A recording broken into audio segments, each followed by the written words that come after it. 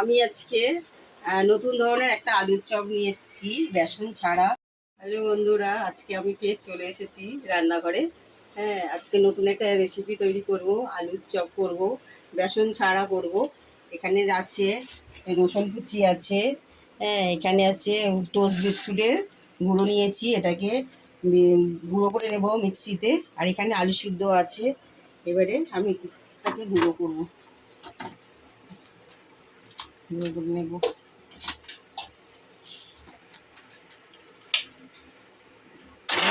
গুঁড়োটা হয়ে গেছে।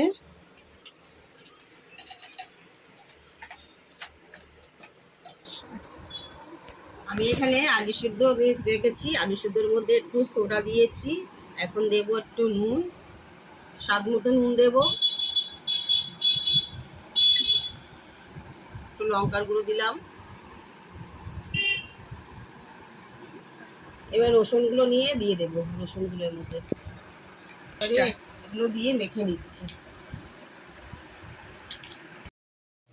এখন এই যে বল শেপে করে নিচ্ছি আমি, দেখুন এইভাবে একটা করে ছাড়বো, এইভাবে ছেড়ে দিলাম।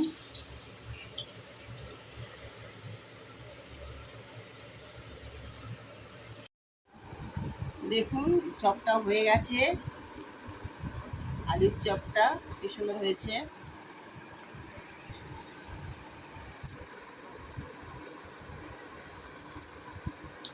সুন্দর হয়েছে খেতে।